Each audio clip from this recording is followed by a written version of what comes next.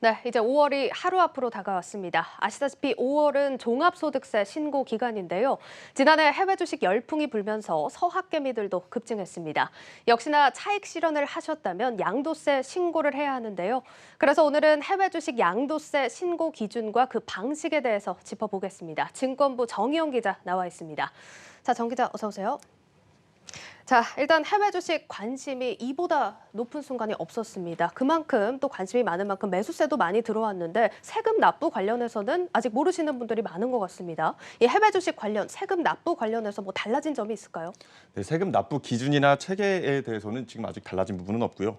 하지만 지난해 서학개미들이 급증했고 또 국내외 증시가 급등한 만큼 세금을 내야 하는 대상이 많아졌다는 점과 이를 잘 모르시는 분들이 많을 수도 있다는 것, 이게 예년과는 가장 큰 차이점입니다. 예. 이를 실제 숫자로도 확인할 수 있었는데요. 지난해 국내 개인 투자자의 해외 주식 순매수, 매수 규모는 약 2천억 달러에 육박했는데 바로 직전 연도인 2019년도와 대비했을 때는 4배, 5배 가량 높은 수준입니다. 예. 투자자들이 급증한 것과 더불어 이제 지난해 서학개미들이 가장 많이 투자한 미국 증시 역시 이렇게 보시듯이 가파른 상승세를 보였는데요. 이처럼 투자자 규모와 수익이 많을 것으로 예상되는 만큼 다음 주부터 시작되는 종합소득세 신고에 관심이 높은 상황입니다. 예, 그렇습니다. 2천억 달러면 우리 돈으로 한 220조 원 되는 규모인데 그만큼 또 관심이 많은 걸 또 알 수 있겠습니다. 자, 이런 서학개미들의 세금 기준 어떤 식으로 매겨지는 겁니까? 네, 일단 세금 신고 대상부터 먼저 살펴보겠습니다. 지난해 1월부터 12월까지 해외 주식에 투자를 했고 또 여기서 얻은 차익이 250만 원 이상인 사람들이 세금 납부 대상인데요. 예. 신고 대상이 된 투자자들은 250만 원을 제외한 금액에다가 22%의 세율을 적용해서 세금을 납부하면 되겠습니다. 예, 그러면 250만 원 수익이 안 났으면 신고를 안 해도 되는 겁니까? 네, 맞습니다. 250만 원 미만이거나 아니면 손실이 났을 경우에는 별도의 신고 절차는 필요하지 않습니다. 예, 알겠습니다. 이 부분은 좀 기억을 해 두셔야 할 것 같고요. 그럼 이제 해외 주식 거래할 때 우리가 환전을 해서 이용을 하는데 해외 통화라든지 원화 둘 다 사용하는 걸로 알고 있는데 어떤 기준으로 이게 매겨지는 겁니까? 네, 일단 모두 원화를 기준으로 세금이 부과가 됩니다. 대표적으로 지난 한 해 동안 국내 투자자들이 제일 많이 매수하고 매도했던 테슬라를 기준으로 살펴볼 텐데요. 만약 지난해 초에 테슬라 주식을 매수해서 연말에 매도했다면 지난해 초 테슬라 주가는 86달러였고 예. 여기에 당일 원달러 종가 환율을 적용하면 10만 원 가량 됩니다.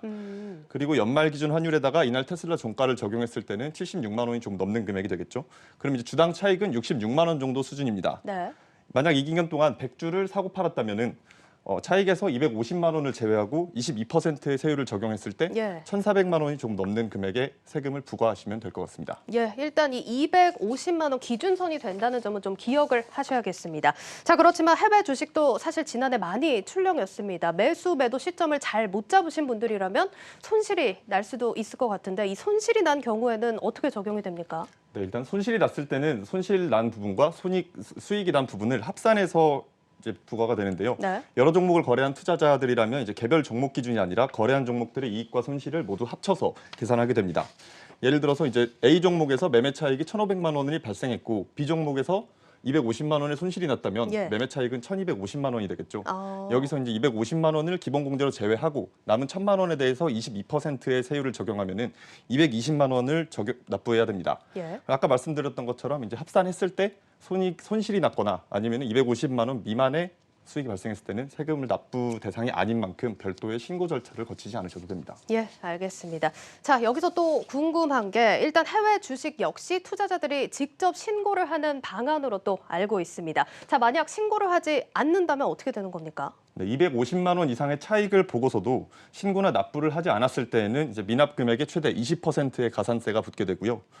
만약 고의로 신고를 하지 않았거나 허위 신고를 했을 때는 40%의 조금 더 무거운 가산세를 부과하게 됩니다. 예.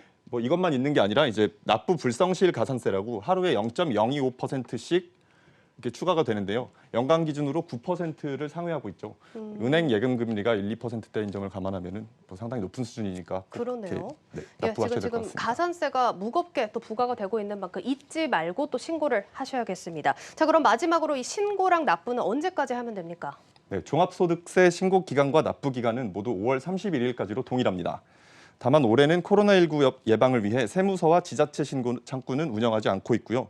대신 온라인으로 국세청 홈택스나 모바일 홈택스 그리고 ARS를 통한 납부가 가능합니다.